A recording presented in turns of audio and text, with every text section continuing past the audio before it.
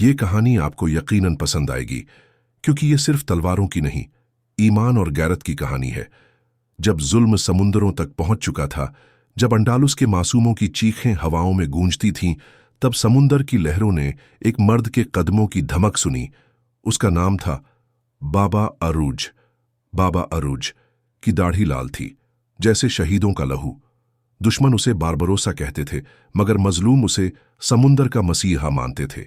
यह कहानी है उस शेर की जिसने समुंदरों को जुल्म से आजाद कराया और इस्लाम के परचम को लहराया। यह है बारबरोसा की कहानी। चलिए शुरू करते हैं। बहुत समय पहले की बात है। मदीना के पास एक छोटे से गांव में एक लड़का पैदा हुआ। लड़के का नाम था खिज्र रहमत। लोग उन्हें बाद में बारबरोसा के नाम से जानेंगे। खिज्र के वालिद एक साधारण कुम्हार थे, मगर खिज्र का दिल समुंदर की लहरों में बसता था। वो छोटी उम्र में ही कश्तियों पर काम करने लगा। उसके 3 भाई भी थे, ईशाक, अरूज और इलियास। चारों भाइयों का खून गर्म था, मगर अरूज और खिज्र अलग ही मिट्टी के बने थे।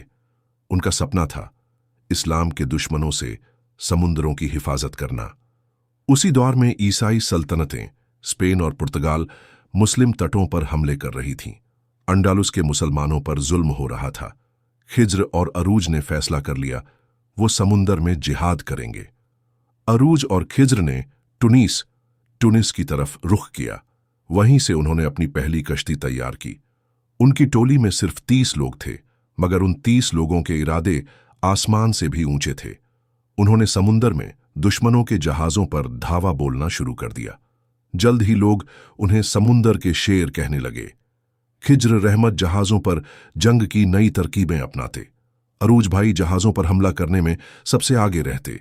धीरे धीरे उनकी बहादुरी का डंका पूरी भूमध्यसागरीय मेडिटेरेनियन दुनिया में बजने लगा। लेकिन फिर एक दिन ऐसा आया जब उनके भाई इलियास शहीद हो गए। उस दिन से बारबरोसा भाइयों की जंग और भी तेज हो गई। एक वक्त ऐसा आया जब उस्मानी सल्तनत के सुल्तान सलीम पहले तक उनकी बहादुरी की खबर पहुंची। सुल्तान ने खिज्र को बुलवाया। उन्हें उस्मानी बेड़े का कापूदान पशा यानी ग्रैंड एडमिरल बना दिया गया। अब खिज्र बारबरोसा पूरी उस्मानी नौसेना के सरदार बन चुके थे। उनके जहाजों के सामने यूरोप की ताकतवर नौसेनाएं भी कांपती थीं। बारबरोसा ने हजारों मुसलमानों को अंडालुस, स्पेन से सुरक्षित अफ्रीका पहुंचाया। उन्होंने उन तमाम बंदियों को आजाद कराया जिन्हें ईसाई सल्तनतों ने गुलाम बना रखा था। उनकी जंग सिर्फ जमीन के लिए नहीं थी, बल्कि मजलूमों के हक़ के लिए थी। बारबरोसा के नाम से दुश्मन समुंदर में उतरने से डरते थे। बारबरोसा ने अपनी आखिरी सांस तुर्की की राजधानी इस्तांबुल में ली। उनकी मज़ार पर आज भी समुंदर की हवा सलाम करती है। लोग उन्हें सिर्फ एक जंगी सरदार नहीं मानते, बल्कि मजलूमों का मसीहा और समुंदरों का शेर कहते हैं। बारबरोसा की कहानी आज भी नौजवानों के दिलों में आग लगा देती है। उनकी वसीयत थी, जहां भी जुल्म देखो खामोश मत रहो। यही वजह है कि बारबरोसा सिर्फ इतिहास नहीं, एक इनकलाब का नाम है। तो दोस्तों, ये थी समुंदरों के शेर बारबरोसा रहमतुल्लाह अलैह की दास्तान।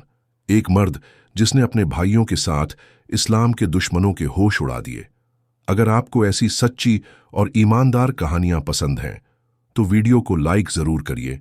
आपका एक लाइक हमारी हिम्मत को दुआ जैसा लगता है।